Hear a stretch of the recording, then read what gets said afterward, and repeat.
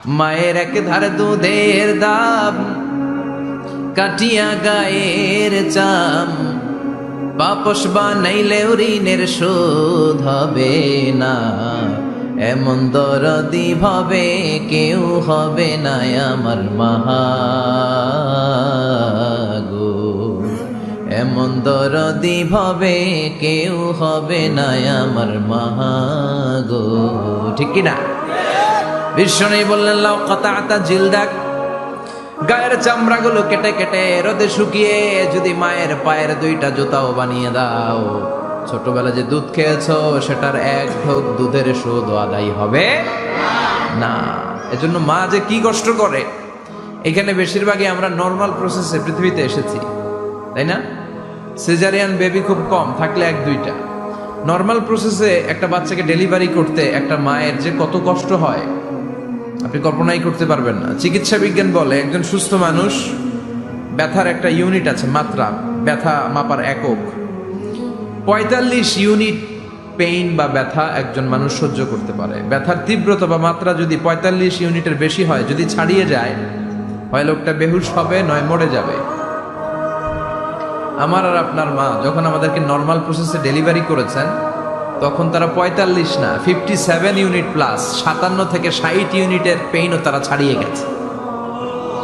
৫৭ ইউনিটেরও বেশি ব্যথা তারা সহ্য করেছে, যেটা কোনো অ্যাক্সিডেন্টে আপনার দেহের ২০৬টা হাড্ডি আছে তো ২০টা হাড্ডি একসাথে কোনো অ্যাক্সিডেন্টে ভেঙে গেলে যত ব্যথা তার চেয়েও বেশি ব্যথা। এজন্য মায়ের মনে কষ্ট দেয়া যাবে? মায়ের মনে কষ্ট দিয়ে জীবনে কেউ সফল হতে পারে নাই। সাইয়েদনা মূসা আলাইহিস সালাম আল্লাহর একবার জিজ্ঞেস করলেন, আল্লাহ মাইয়াকুনু জালিসি ইয়াউমাল কিয়ামা, আল্লাহ আমার সাথে কিয়ামতের দিন জান্নাতে সাথী কে হবে? আল্লাহ বললেন, জালিসুকা ফিল জান্নাতি জাজ্জার, তোমার সাথী হবে কিয়ামতের দিন বিচার শেষে জান্নাতে যখন ঢুকবে তোমার সাথী হবে একজন কসাই। কসাই চিনেন? কি করে? গোশত কাটে। সাইয়েদনা মূসা আলাইহিস সালাম অবাক হলেন, ঘটনা কি? কসাই? আমি হইলাম নবী আর আমার সাথে জান্নাতে থাকবে? How come it's possible? এটা কিভাবে সম্ভব? আল্লাহ বললেন, নিজেই দেখে আসো এটা কেমন কসাই। সাইয়েদনা মূসা আলাইহিস সালাম ছদ্মবেশে কসাইয়ের দোকানে দাঁড়িয়ে রইলেন। দেখলেন স্পেশাল বিশেষ কোনো আমল নাই, কসাই শুধু গোশত কাটে, গোশত বিক্রি করে। দিন শেষে দোকান বন্ধ করে প্যাকেটের ভেতরে গোশত নিয়ে বাড়িতে রওনা হয়েছে।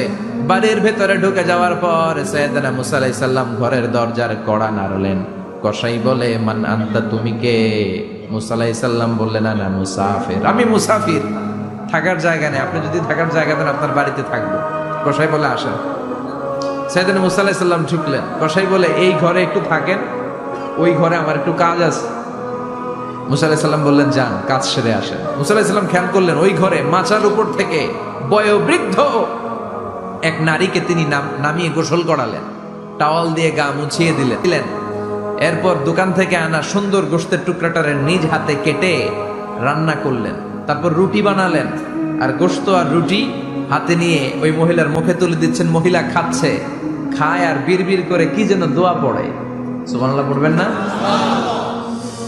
ওই মহিলাকে খাওয়ানোর পরে কসাই সাইয়েদনা মূসা আলাইহিস সালামকে মেহমান হিসেবে খাবার নিয়ে আসলেন। বললেন, ও পথিক, খাবার খান, সকালবেলা আপনিও চলে যাবেন, আমিও যাব আমার দোকানে, খেয়ে আপনি ঘুমিয়ে পড়েন। মূসা আলাইহিস সালাম বললেন, ততক্ষণ পর্যন্ত তোমার আনা খাবারে আমি হাত দিব না যতক্ষণ না তুমি বলবা ওই মহিলাটাকে। কসাই বলে, হাদিহি উম্মি, এটা আমার মা।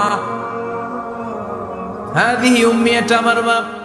এই দুনিয়া এই মা ছাড়া আমার কেউ নাই, আমিও ছাড়া আমার মায়ের কেউ নাই। তাই প্রতিদিন দোকানের কাজ শেষ করে গোশত এনে রান্না করে আমার মারে আমি খাওয়াই। হাদিহি উম্মি, এটা আমার জনম দুঃখিনী মা।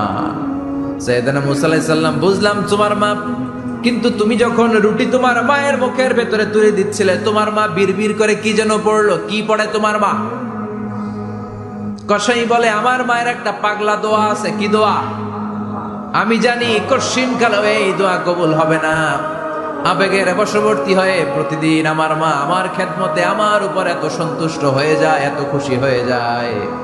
আমার মা প্রতিদিন বলতে থাকে, আল্লাহুম্মা জাআল ইবনি জালিসা মূসা ইয়াউমাল কিয়ামাহ, ও আল্লাহ, আমার ছেলের খেদমতে আমি এত সন্তুষ্ট, আমার ছেলের উপর আমি এতটাই রাজি খুশি।